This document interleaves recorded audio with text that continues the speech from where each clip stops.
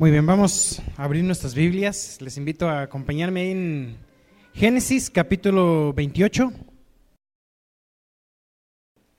Génesis capítulo 28, vamos a comenzar orando. Vamos a orar y ahorita lo siguen buscando. Mi Dios, gracias Padre por tu amor, por tu misericordia, Señor, para con nosotros, Dios. Rogamos, Señor, para que tú dirijas este tiempo, mi Dios. Oramos, Padre, para que tú nos hables. Señor, gracias por la vida de los patriarcas, mi Dios, que nos dejan tantas enseñanzas a nosotros, porque podemos identificarnos con ellos, mi Dios, en muchos sentidos, en sus errores y en sus aciertos, sobre todo, Señor, en su fe. Te damos gracias, Padre, y oramos en el santo nombre de Cristo Jesús. Amén. Génesis capítulo 28. Si recordamos un poco lo que había sucedido en el estudio anterior, recordarán que un par anterior, vamos a regresar un poquito del 26, 27. Habíamos visto primero en aquella ocasión donde Jacob había comprado, más bien Esaú había vendido su primogenitura por un plato de lentejas, a quien pues lo conocemos posteriormente en la Biblia como un profano. ¿Y qué significa profano? Una persona que desprecia lo espiritual, valorando por encima de lo espiritual lo físico. Y eso fue lo que Esaú hizo, o sea, él menospreció la primogenitura y la cambió sencillamente por un plato de lentejas. Después de esto llegamos a Génesis capítulo 27 y nos topamos ahí con la historia también que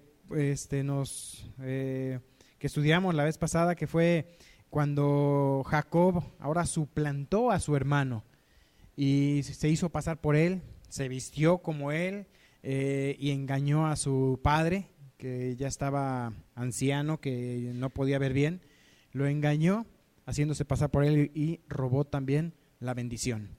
Entonces, recordamos que terminando eso, Esaú había quedado con mucha amargura en contra de su hermano y dice que se consolaba con la idea de asesinarle, para lo cual, si recordamos, habíamos visto que Rebeca había llamado a su hijo y le había dicho también que pues huyera hasta que se calmara su hermano y él le haría volver.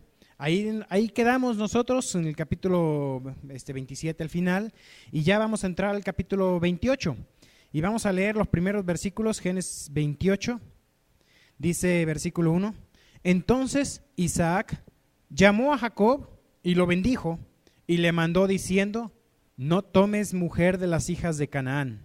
¿Te acuerdas por qué no quería? ¿Qué había hecho Esaú? Si nosotros recordamos, Saúl había tomado hijas, esposas de la tierra de Canaán, y vamos a ver enseguida también esto. Versículo 2, le dice Isaac a Jacob: levántate, ve a Padán Aram, a casa de Betuel, padre de tu madre, y toma allí de las hijas de Labán, hermano de tu madre, y el Dios omnipotente te bendiga y te haga fructificar y te multiplique hasta llegar a ser multitud de pueblos, y te dé la bendición de Abraham y a tu descendencia contigo, para que heredes la tierra en que moras, que Dios dio a Abraham. Así envió Isaac a Jacob, el cual fue a Padán Aram, a Labán, hija de Betuel arameo, hermano de Rebeca, madre de Jacob y de Esaú. Y vio Esaú cómo Isaac había bendecido a Jacob y le había enviado a Padán Aram para tomar para sí mujer de allí, y que cuando le bendijo había mandado diciendo: no tomarás mujer de las hijas de Canaán, y que Jacob había obedecido a su padre y a su madre y se había ido a Padán Aram. Vio asimismo Esaú que las hijas de Canaán parecían mal a Isaac su padre, y se fue Esaú a Ismael y tomó para sí por mujer a Maalat, hija de Ismael, hijo de Abraham, hermana de Nebaiot, además de sus otras mujeres. Entonces vamos a entrar aquí a continuar con esta historia, y como hemos visto, nosotros lo hemos mencionado ya varias veces, lo que vamos a encontrar aquí en Génesis, en estas historias de los patriarcas, son lecciones para nuestras vidas, y sobre todo son lecciones familiares. En la vida de los patriarcas encontramos vidas que no son de todo ejemplares. A lo mejor vemos grandes errores que ellos cometieron, pero como hemos mencionado, la Biblia coloca tanto los aciertos como los errores de las personas. No es un libro que va a colocar a alguien como un superhéroe, como alguien que no va a tener ningún tipo de falta, sino que esto también es prueba de que la Biblia es la palabra de Dios. ¿Por qué? Porque no está ocultando cosas de aquellas personas que se equivocaron. Normalmente mencionábamos, no, si alguien escribe un libro de historia, vemos a los héroes casi como superhéroes, como personas que parece ser que no habían cometido ningún tipo de error. Y si alguien escribe una biografía de alguien, puede pintarla, digamos, como quiere que se vea, pero en la palabra de Dios encontramos a las personas tal y como son. Pero encontramos, nuevamente repito esto, encontramos también un reflejo de nuestras vidas. La Biblia es un espejo y la Biblia refleja nuestras vidas. A lo mejor yo puedo decir, no me puedo identificar con ciertas cosas que hicieron esos hombres, pero las actitudes del corazón suelen ser las mismas en ellos que en nosotros. Diferentes circunstancias, diferente época, una época más avanzada, decimos nosotros, más tecnológica, pero nos damos cuenta también que esos avances en muchos sentidos también han implicado retrocesos morales. Vamos a continuar entonces. Fíjate cómo menciona aquí la introducción, dice en un sentido muy real, el resto del Génesis presenta la vida de Jacob, incluyendo sus pruebas con Labán. Vamos a ver hoy entrando a la relación de Jacob con Labán y en los siguientes estudios. Vamos a ver también sus pruebas con Esaú y más adelante, capítulo 34 en adelante, las pruebas de Jacob con sus propios hijos, que tampoco fueron, como dicen acá, perita en dulce, ¿no? Entonces vamos a ver también sus aciertos y sus errores. Vamos a ver la historia de José, que en realidad la historia de José es parte de la historia de Jacob. Los tres patriarcas, Abraham, Isaac y Jacob, y dentro de la vida de Jacob encontraremos la historia de José, que es una de las historias que más, si no creo que es la que más capítulos de la Biblia se dedican hacia una persona, aparte de Jesucristo, a la vida de José. Veamos ahora cómo comenzó esta aventura, este viaje. Y en primer lugar, pues nos damos cuenta que tenía que huir él de su hermano. Y la verdadera razón de esta huida dice que pues es la idea de Rebeca, que había planeado toda la huida de su hijo Jacob para evitar el enojo de Esaú. Ese era el plan, pero Dios usa las circunstancias también. ¿Te acuerdas qué había dicho Jacob cuando estaba ante su padre Isaac, vestido de su hermano, y le preguntó, ¿cómo es que hallaste tan rápido tu casa? ¿Qué contestó? Jehová tu Dios hizo que la encontrara delante de mí.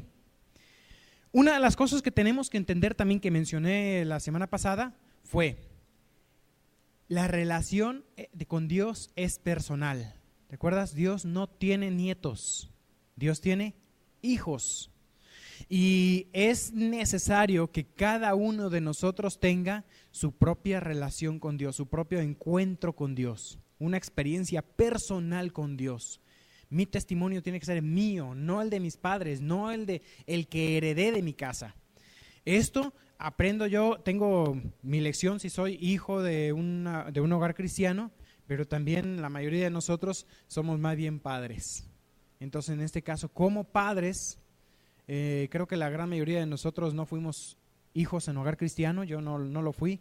Somos una nación que principalmente los cristianos que existen hoy han sido convertidos al cristianismo, así que no todos tuvimos el privilegio de poder haber crecido en un hogar cristiano. Pero aprendemos por ambos lados la necesidad que tiene el hijo de tener su relación personal con Dios. Aprende el hijo y aprende el padre. Padres, permitamos que nuestros hijos se encuentren con Dios de una manera personal. Guiémoslos a ellos. Ellos tienen que conocer a Dios personalmente y somos nosotros sus ejemplos para hacerlo. Decía Jacob: Jehová tu Dios. Pero ahora era momento de que él pudiera decidir si Jehová sería o no sería su propio Dios. Que él diga: Jehová mi Dios. Y vamos a avanzar un poco aquí en el tema para encontrarnos con eso. Nada más algunas cosas de respecto a lo que leímos, que tengo aquí en las notas. Fíjate que la excusa para que Isaac enviase a Jacob a Padán Aram fue encontrar una esposa piadosa. Si bien como excusa pues era necesario que encontrara una mujer que fuera no, en este caso pues del pueblo de Canaán, que era un pueblo idólatra. Y obviamente también no vemos nosotros que lo había hecho Abraham años atrás, enviando a su siervo a buscar la esposa a Isaac hacia la misma región. Y bueno, en este punto también como padres a veces platicábamos algunos papás diciendo que cuántos dolores le ahorraríamos nosotros a nuestros hijos si todavía pudiéramos nosotros escogerle la esposa al hijo. Y a veces quisiéramos poder hacerlo, pero no lo podemos hacer. Ya, ¿qué es lo que debemos hacer como padres? Es guiarlos también en esa área. No sé, yo conocí personas que decían, desde que estaban antes de tener hijos, ya estaban orando por la esposa de sus hijos, cuando todavía ni siquiera los tenían. Es bueno hacerlo. Es importante que como padre puedas tú ser de influencia en las decisiones de los hijos. No sé si recuerdan, si vieron la película de Valientes. ¿Se acuerdan de la película de Valientes? Es la película de los policías, que específicamente en esa película se enfatiza el rol del padre. En general de los padres, pero particularmente del padre, del varón en la casa. Y de la necesidad de que haya un padre guiando a los hijos. Qué importante es el padre en la familia. Y no nada más para los hijos varones, también para las hijas, las damas, las mujeres. Muchos de las malas decisiones, aún de las mujeres en escoger a la pareja, suelen ser por la falta de presencia del padre en la vida de la hija. Por ejemplo, la identidad de la chica, de la hija, su sentido de identidad, su sentido de belleza, su sentido de lo que es un hombre y de lo que es una mujer, viene en un gran porcentaje del padre.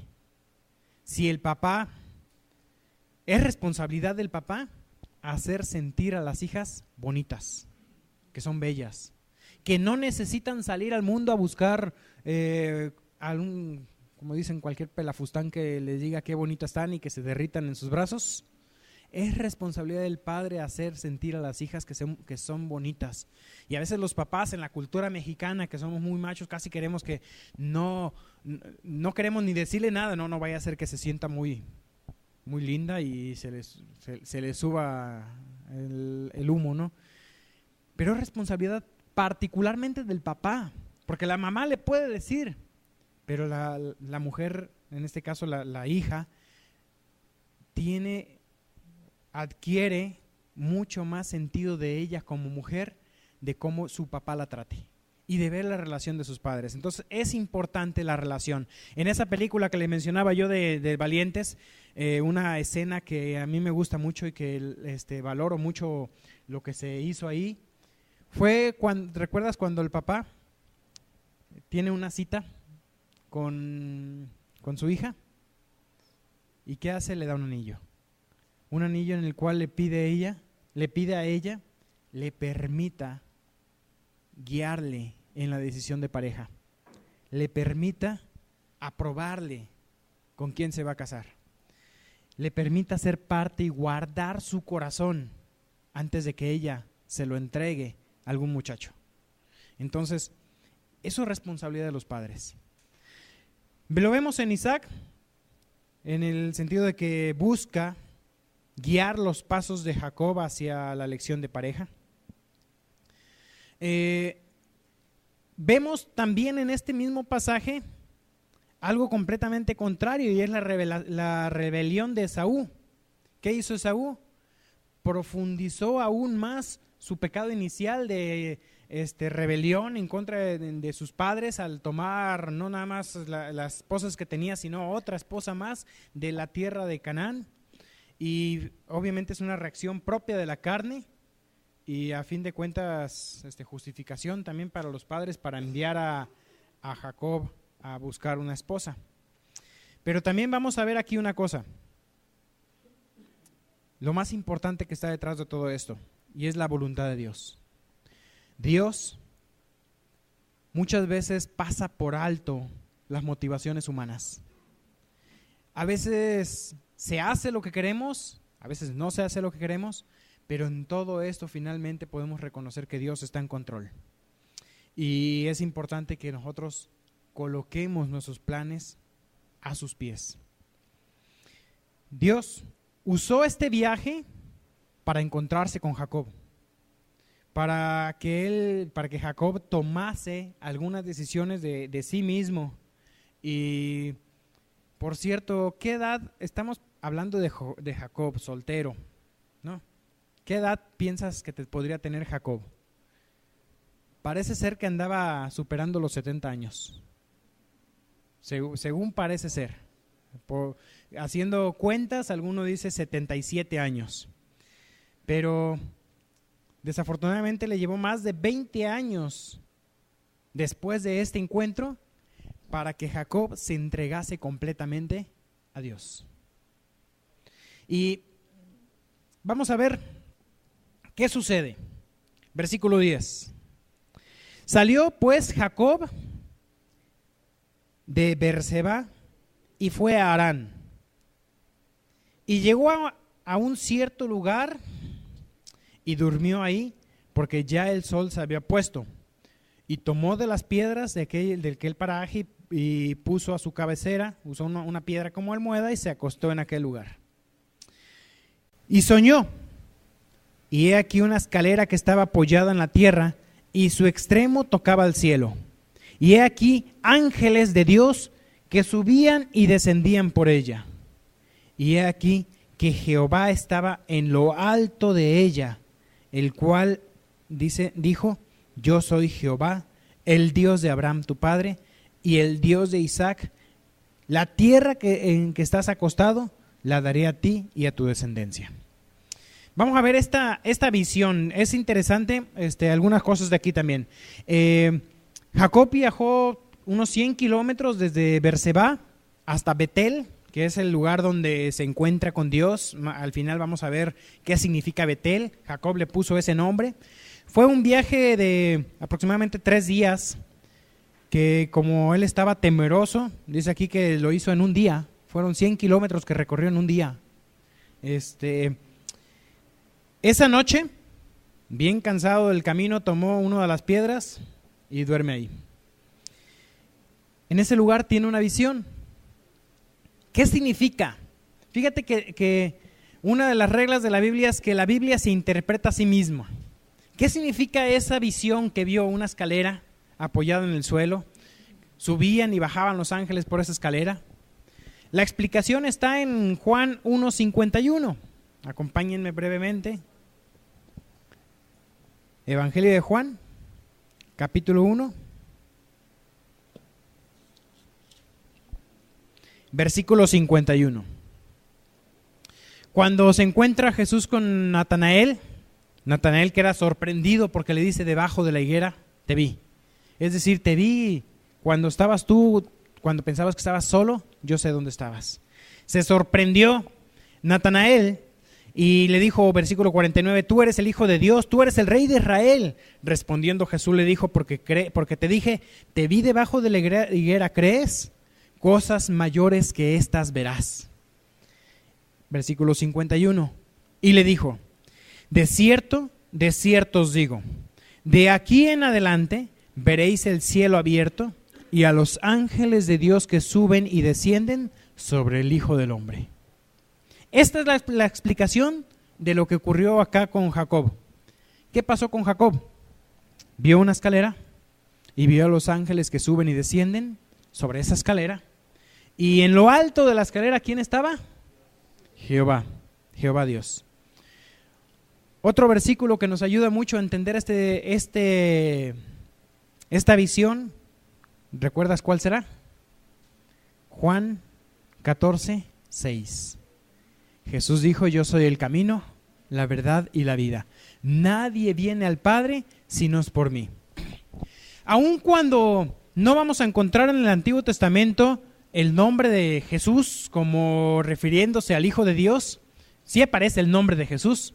Es el mismo nombre de Josué. Josué es el nombre de Jesús en hebreo. Yeshua, así se llama, es el nombre. Yeshua es Josué, Yeshua es Jesús. Es el mismo nombre. Pero en este caso sí vemos muchas manifestaciones de Cristo en el Antiguo Testamento. Jesús está activo y Él es el camino entre Dios y los hombres. ¿Cuándo? ¿A partir de que murió en la cruz? No, Él siempre lo ha sido. Siempre ha sido el camino. Posteriormente de su encarnación, podemos decir que Él se transforma con su encarnación en el mediador perfecto por muchos sentidos.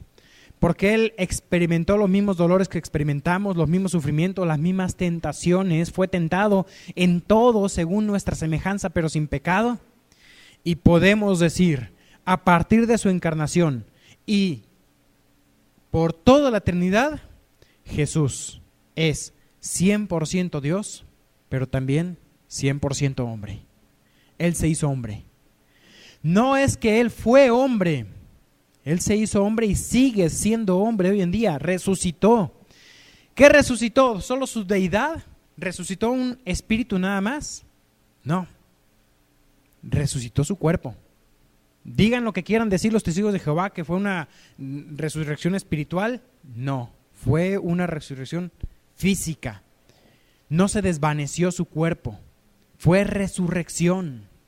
Eso es lo que la Biblia afirma vez tras vez, que el Señor le resucitó y Él es primicias de los que durmieron. Él resucitó. Él está vivo. Él es 100% hombre, 100% Dios. No podemos comprender esa doctrina. Esa doctrina se le llama la unión hipostática, como en una misma persona están las dos naturalezas completamente unidas, conjugadas, inseparables. No las puedes separar en ningún momento. Jesús nunca dejó de ser Dios. Cuando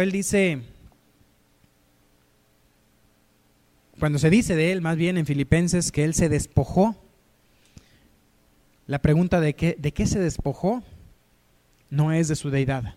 Él siempre fue Dios. ¿De qué se despojó? Él se despojó tampoco de sus atributos. Se despojó del voluntario uso de sus atributos. Él dejó su posición y se hizo hombre. Eso tenemos que entenderlo claramente. De modo que cuando Él nace en la Virgen María y vive aquí en la tierra esos 33 años que vivió, Él nunca usó su poder como Dios, siendo Dios. Nunca usó su poder como Dios. Entonces entendemos por qué Él necesitaba del Espíritu Santo. ¿Te acuerdas cuando le dijeron, no echa a los demonios sino por Belcebú? ¿Y qué contestó Jesús?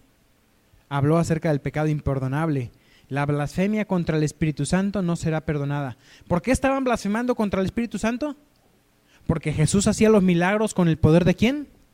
Del Espíritu Santo. Y los fariseos decían, está echando a demonios, está haciendo milagros por el poder de un demonio. Estaban llamándole un demonio al Espíritu Santo. Ese fue el pecado en ese momento, algo irrepetible. Ya me estoy desviando mucho y no quiero tener que explicar el pecado imperdonable. Nada más quiero explicar que ese pecado es imposible de cometer hoy en día. Tendría que estar Jesucristo aquí en la tierra haciendo milagros con el poder del Espíritu Santo, sin su propio poder, para que se pudiera repetir ese pecado. Pero ¿sabes? Jesús no hacía milagros con su poder. Los hacía con el poder del Espíritu Santo. Entonces, cuando Jesús dice, El día de la venida de Cristo nadie lo sabe, ni los ángeles, ni siquiera el Hijo lo sabe. Y luego vienen los testigos de Jehová y te dicen, ¿viste? Jesús no sabe cuándo es su venida. Eso prueba de que Él no es Dios. ¿Cómo explicas que Jesús no sabía? Era hombre, pero era Dios también. No podemos separar. Pero recordemos que siendo Dios, no usó su poder, sus atributos, se limitó. Él era omnisciente, omnipotente y omnipresente, como Dios. Prueba de eso es cuando dice, donde yo estoy, vosotros también estaréis. ¿Y a qué se refería? Al cielo. Y Jesús dice, yo estoy en el cielo, pero estás aquí en la tierra. Pero Él es omnipresente. En su cuerpo estaba en un lugar, humanamente estaba en un lugar, pero Él voluntariamente dejó de lado el uso, no los atributos, el uso de los atributos. De modo que cuando Él dice, el día y la hora nadie lo sabe, ni siquiera yo lo sé, decía la verdad. Siendo Dios, Él no lo sabía, porque eligió no saberlo, porque eligió despojarse de ese lugar de gloria. Ese es Jesús, el camino, el único camino entre el Dios y los hombres, el mediador. Hay un solo Dios y un solo mediador entre Dios y los hombres, Jesucristo, hombre. Él es. Y esta es la visión con la cual se estaba encontrando ahora Jacob, con ese camino, con el único camino a la presencia de Dios, el cual los ángeles utilizaban para entrar y salir de la presencia de Dios. Era el único camino. Y era momento de que Jacob se encontrara con el único camino. Él no le llamaba Jesús, porque no se había revelado el Hijo de Dios como Jesús. De hecho, la doctrina de la Trinidad aún aparece, claro que aparece en el Antiguo Testamento, pero aparece como una doctrina no revelada. Sí está revelada, pero es como vemos indicios de la Trinidad en el Antiguo Testamento. Hay sustento para ella, pero es hasta el Nuevo Testamento donde nos es claramente revelada las tres personas de la Trinidad como personas independientes.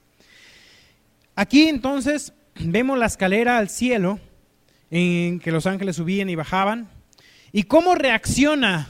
Fíjate cómo reacciona una persona que es culpable ante Dios. Cuando el Espíritu Santo obra en la persona, muestra su culpa. Versículo 17, fíjate cómo reaccionó Jacob. Tuvo miedo y dijo, cuán terrible es este lugar, no es otra cosa que casa de Dios. La palabra casa de Dios es Bet-El. Él es Dios, Bet es casa. ¿Te acuerdas? Muchos conocen qué significa Belén. No, Belén es casa de pan. Casa de pan. De ahí viene Bet, que sería el Bel, y luego En, que sería el pan.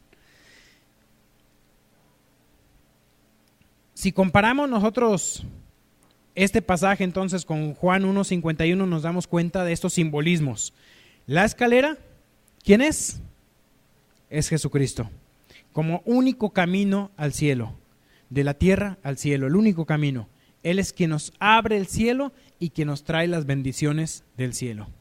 Jacob, por otro lado, también encontramos en él, en este personaje, un cuadro del pecador perdido, un cuadro tuyo y mío. Ahí estamos representados también. Jacob, el hecho de que digo representados, estoy aclaro, Jacob es un personaje literal, pero nosotros nos identificamos también con él como un pecador perdido se podía encontrar con Dios. ¿Cómo estaba Jacob en ese momento? Pongamos a Jacob en su contexto. ¿Cómo estaba él? Emocionalmente, temeroso. ¿Cómo estaba en todo sentido él, materialmente? Fíjate, él estaba huyendo de su hermano. Era de noche, estaba en oscuridad. Estaba huyendo por su vida, lejos de la casa de su padre, cargado de pecado, como engañador, ignorante de lo que Dios estaba haciendo y de lo que Dios quería hacer, que Dios estaba cerca de él y que quería salvarlo. Así nos encontramos nosotros sin Dios, ignorantes del plan de Dios, haciendo mis propios planes para lograr hacer algo bueno de mi vida. Pero lejos de Dios, la vida solamente me puede dar aparentes victorias, pero que finalmente van a ser vacías. Decía Eclesiastés, vanidad de vanidades. Así es la vida sin Dios, vanidad. Dios nos ha creado con un propósito y es necesario que vivamos en ese propósito. En la medida que nosotros nos apartemos de ese propósito, la vida sencillamente no tiene sentido. Y puede haber muchas cosas que te pueden aparentemente dar un sentido de vida y que te envuelven. ¿Qué es lo que te gusta hacer? Tus pasatiempos te envuelven y te distraen del propósito de Dios. Cosas que aún en sí mismas pueden no ser malas, pero cuando se transforman en un vicio, en algo que necesitas, en algo que para eso vives, viven para ver la final de la Copa, ¿cómo se llama? La Copa de Europa, y hay gente que para eso vive. Es bueno disfrutarlo, no es malo, pero puedes vivir para ello y esa es la razón de tu vida. ¿Cómo te das cuenta si eres adicto o no a ciertas cosas? Perdió tu equipo y ya estás deprimido. Ganó tu equipo y estás feliz. A mí me gusta ver el fútbol. Y hay gente yo conozco gente que no le gusta porque se deprimen. Si perdió, vamos a ver el partido de la selección y si pierde México, están deprimidos. Bueno, y ahí vemos a otro, Señor, que gane México. Y resulta ser que México juega contra Irlanda y los irlandeses también están orando para que gane Irlanda. ¿Y a cuál va a escuchar Dios? Es que esa no es la razón de la vida, o sea, no es ese el propósito. No metamos a Dios en esos asuntos, en el sentido de que, Señor, si gana, yo seré feliz. Y empezamos a negociar con Dios, así vamos a ver aquí a Jacob, diciendo, Señor, si tú haces esto por mí, entonces yo te serviré. Fíjate qué sucede aquí. Dice, vamos a leer un poco. Estábamos versículo 12. Dice versículo, leímos hasta el 13, versículo 14. Está Dios hablándole. Leo desde el 13, perdón, para entrar en contexto. Y he aquí Jehová estaba en lo alto de la escalera de ella, el cual dijo, yo soy Jehová, el Dios de Abraham tu padre, el Dios de Isaac. La tierra en que estás acostado te la daré a ti y a tu descendencia, y será tu descendencia como el polvo de la tierra, y te extenderás hacia el occidente, al oriente, al norte y al sur. Como dijo por ahí ¿cómo se llama? El sucesor de Chávez, Maduro, desde los 5 puntos cardinales, decía él. Broma ahí, el que vio las noticias sabrá. Bueno, aquí están los 4 puntos cardinales. Dice, y todas las familias de la tierra serán benditas en ti y en tu simiente. He aquí yo estoy contigo, y te guardaré por donde quiera que fueres, y te volveré a traer a esta tierra, porque no te dejaré hasta que haya hecho todo lo que he dicho. Dios aquí le promete, no te dejaré.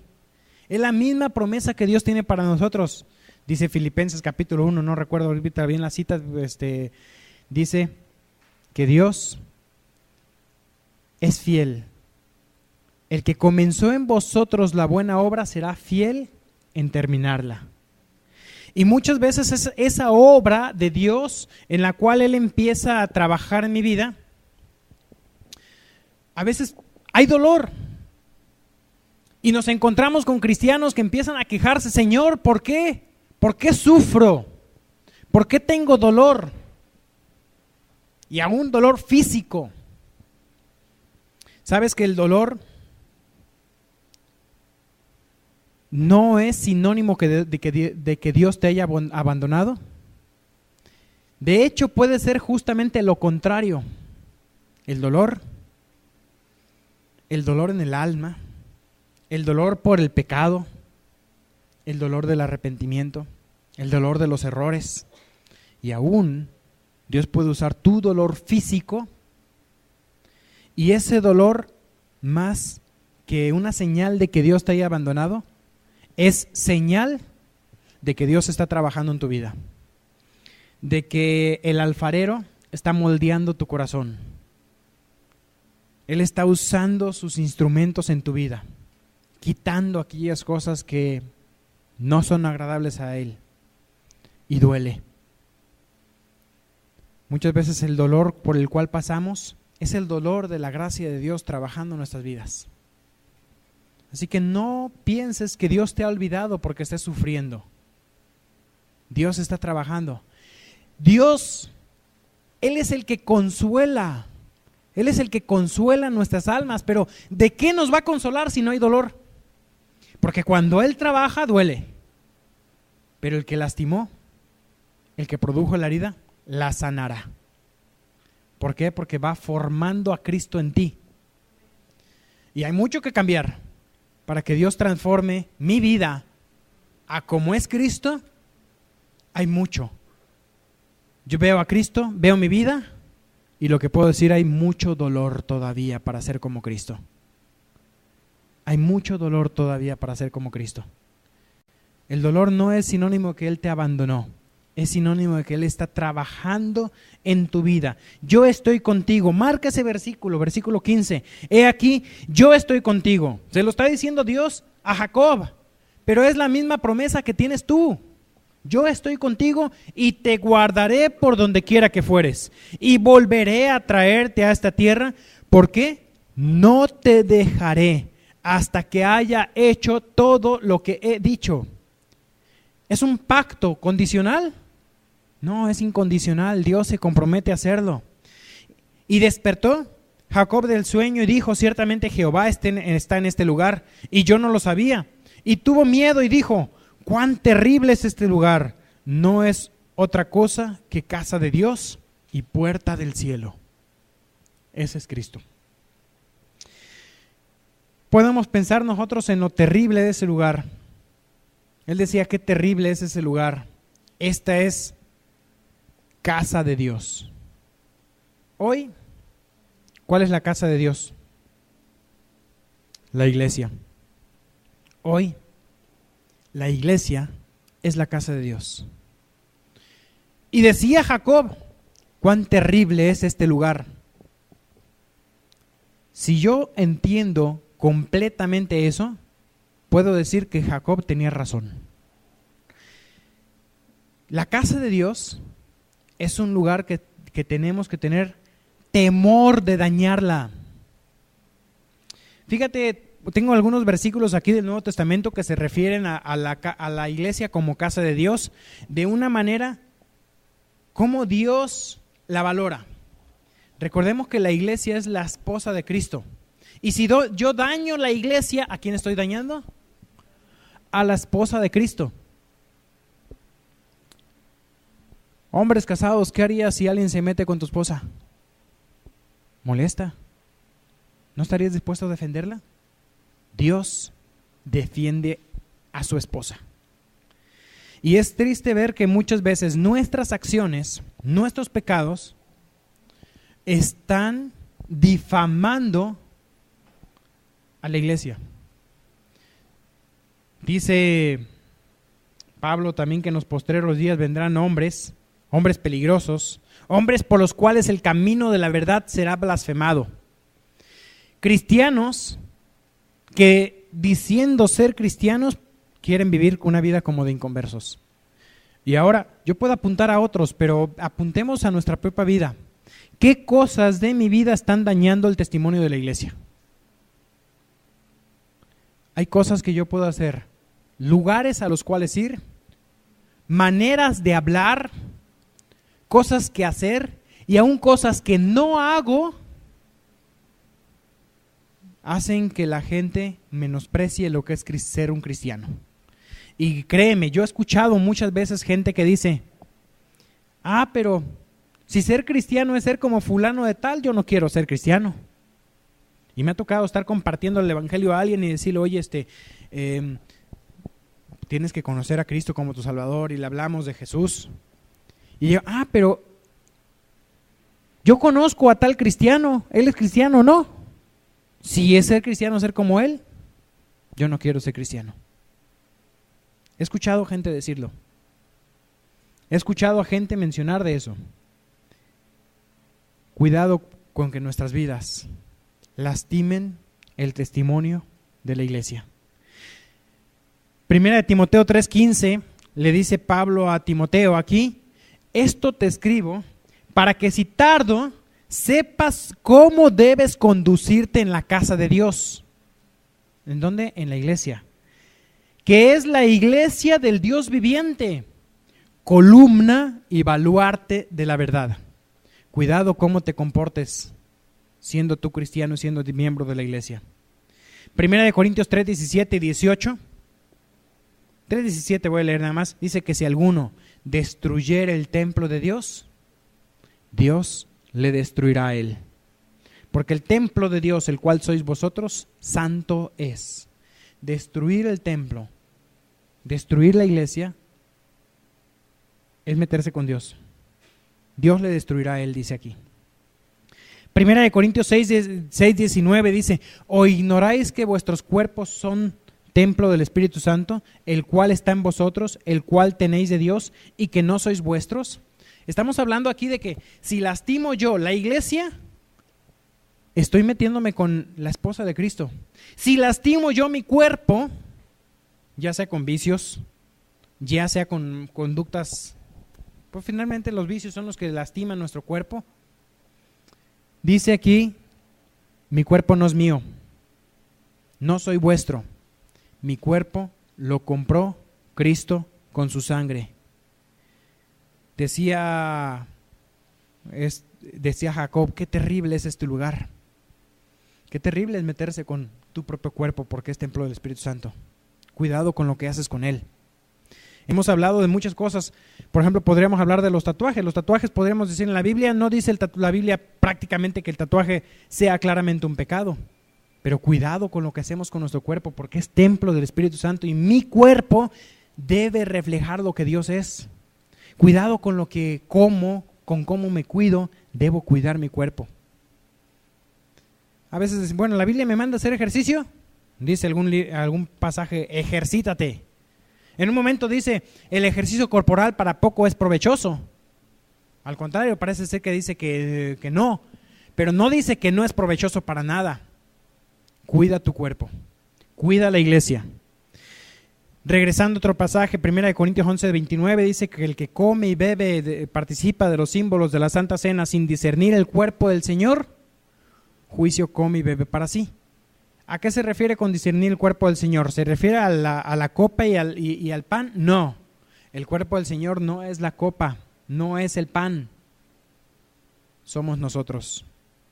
Y no discernir que somos el cuerpo del Señor y dañar el cuerpo del Señor, el que come, dice, juicio come y bebe para sí.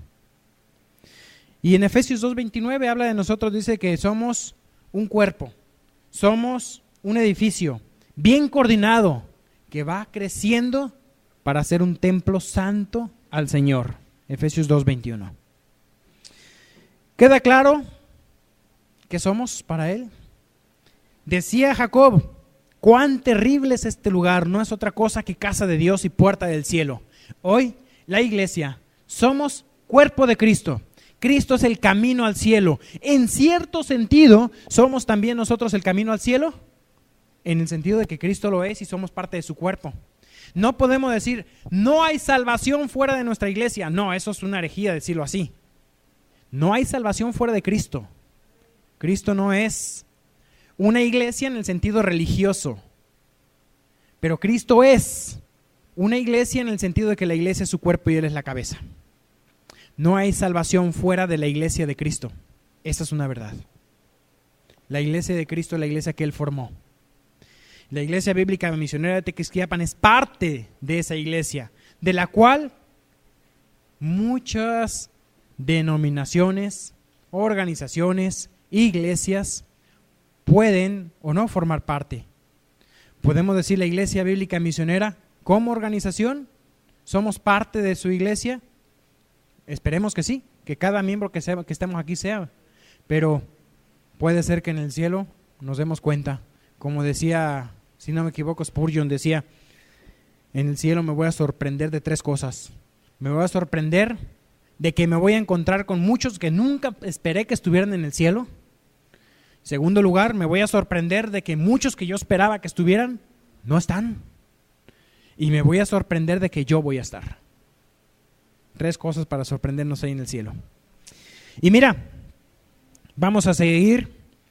Dice versículo 18, y se levantó Jacob de mañana y tomó la piedra que había puesto de cabecera y la alzó por señal. Y derramó aceite encima de ella, hizo un altar con esa piedra y llamó el nombre de aquel lugar Betel, aunque Luz era el nombre de la ciudad primero. Luz significa no luz de luz, sino de la palabra almendro en hebreo. Así que se llamaba almendro y le cambió a casa de Dios. E hizo Jacob voto diciendo: si fuere Dios conmigo y me guardare en este viaje en que voy, y me diere pan para comer y vestido para vestir, y si volviere en paz a la casa de mi padre, Jehová será mi Dios.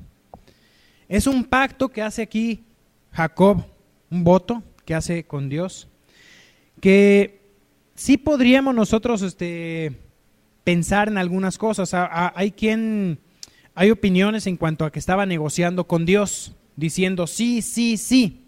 Hoy hay muchos cristianos que negocian con Dios y le dicen: Señor, si tú me bendices más, yo ofrendo más. Señor, si tú me curas de mi enfermedad, entonces yo te voy a dejar de hacer esta otra cosa. Y empiezan a negociar con Dios. Decir, si Dios lo hace, entonces yo responderé. Eso es justamente lo contrario de fe. Eso no es fe.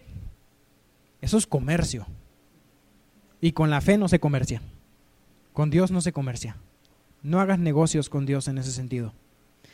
Dios honra tu fe. Y fe es actuar. Para entonces, después Dios verlo obrar.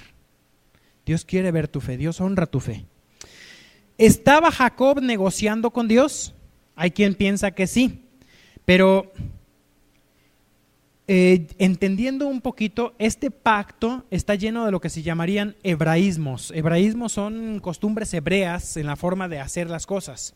Y la palabra sí, sí, sí, más que una condición, era común ver ese sí en los pactos hebreos. Entonces no es que estaba poniéndolo como condicionante. Si tú vas conmigo y me guardas y me traes y me bendices, entonces serás mi Dios. No está diciendo eso. Por el contexto hebraico del Antiguo Testamento, entendemos más bien o más probable en nuestro castellano, aunque la traducción es correcta, decir sí, sí, sí, pero me refiero al contexto en el cual está traducido, es más correcto pensar para nosotros como que dijera Jacob, ¿ahora qué? ¿Ahora qué? Entonces, leamos el pasaje con esa frase. Repito, está bien traducido el sí, sí, pero es un hebraísmo. Es como cuando Jesús decía, de cierto, os digo. Es como decir, afirmar. Lo que está diciendo aquí Jacob es, si fuere Dios conmigo, ahora que Dios va conmigo y me guarda en este viaje y me da pan para comer y vestido para vestir y volveré en paz a casa de mi padre, entonces Jehová será mi Dios. Por lo tanto, Jehová será mi Dios.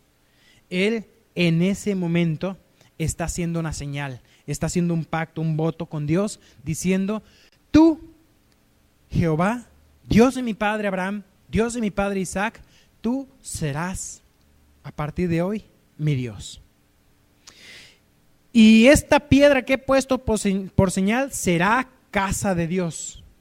El será Parecería ser futuro, pero está diciéndolo aquí como un hecho. Lo mismo que Él será mi Dios. Y dice al final del versículo 22, esta es la prueba de la fe. Una manera de probar tu fe es con esto que está aquí en el versículo 22 al final. Y de todo lo que me dieres, el diezmo apartaré para ti. ¿Cuándo empezaría entonces Jacob a apartar el diezmo para el Señor? Desde ese momento. A partir de ese momento. No es hasta que él volviese. A partir de ese momento, él reconoce quién es Dios para él. Y él dice, Él es mi Dios. Es bueno que tú tengas un Betel en tu vida. Que tú recuerdes ese momento, ese lugar. A lo mejor puede ser tanto un lugar como un momento, en el sentido de que hubo un momento en el cual yo me encontré con Dios. Yo puedo decir fue en el 2006. Yo conocí a Cristo como mi Salvador. Pero también tiene que haber un Betel en tu vida. Un lugar donde tú hayas encontrado a Dios de manera real, tomando decisiones específicas. Donde a lo mejor tú te apartas del Señor, pero puedes regresar a ese Betel. Jacob se apartó del Señor en muchas ocasiones, pero tenía un lugar para volver y renovar y recordar ese pacto que había hecho. ¿Sabes a dónde iba? A Betel. Posteriormente, después de la conquista, Betel fue un lugar donde encontrarse con Dios. Se buscaba a Dios ahí, en Betel. Jacob es un ejemplo de una persona que tenía conflicto con su naturaleza humana, carnal, que buscaba cosas pecaminosas, pero que siempre estaba luchando también entre sus habilidades, tratando de depender de sus habilidades y planes o depender de Dios. Nosotros tenemos esa lucha. Nos podemos identificar con esa lucha. Necesitamos tener nuestro Betel, nuestro lugar donde nos encontramos con Dios. Y apunto, otra película quizás ahí que habíamos visto. ¿Viste la película de Cuarto de Guerra?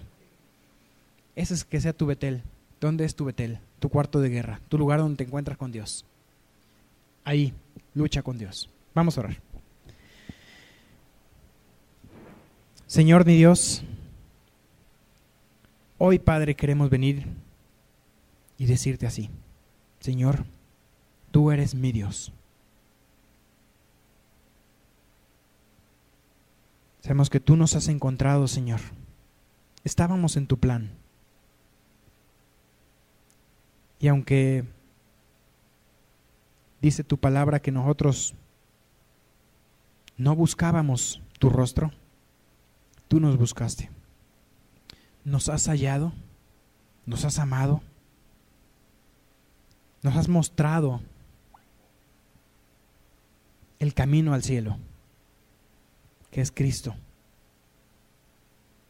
Te doy gracias, Señor, porque en Jesús encontramos la salvación que tanto necesitábamos, pero que no buscábamos.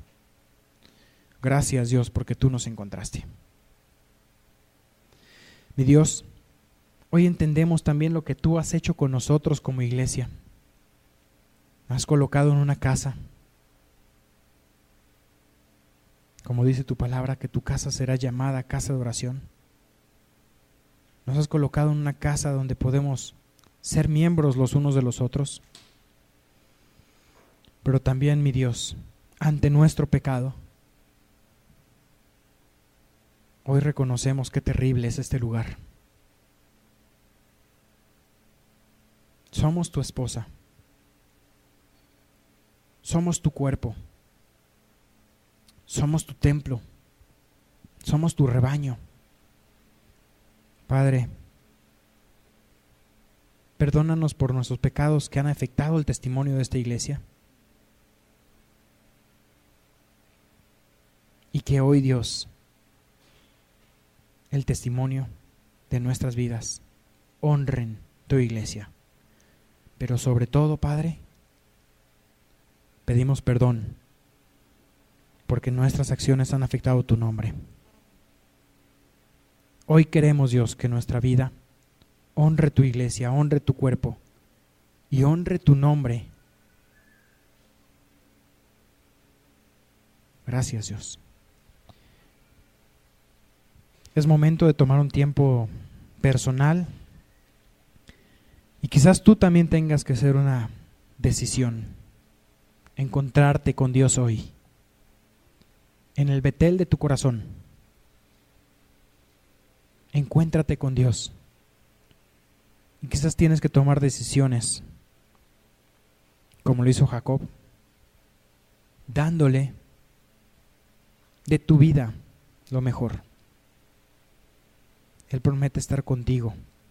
Él promete acompañarte donde quiera que vayas y hacer de ti, según su plan,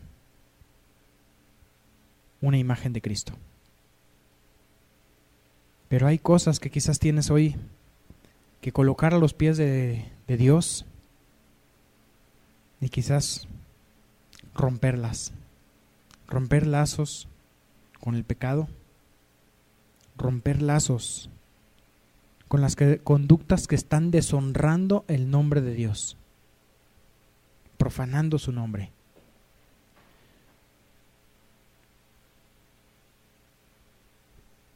Ponlo ante Dios y que Dios te ayude. Mi Dios, gracias, Padre, por tu palabra. Gracias, Señor, porque tú obras siempre en nosotros, Señor, y nos hablas. Hoy hemos escuchado tu voz y queremos obedecerte. Mi Dios, te necesitamos de tu Santo Espíritu para que esto sea posible. Cuida tu iglesia. Esta es tu casa. Este es tu cuerpo. Este es tu templo. Dios, cuídanos. Y cuídanos de nosotros mismos, Señor. Damos gracias en nombre de Jesús. Amén.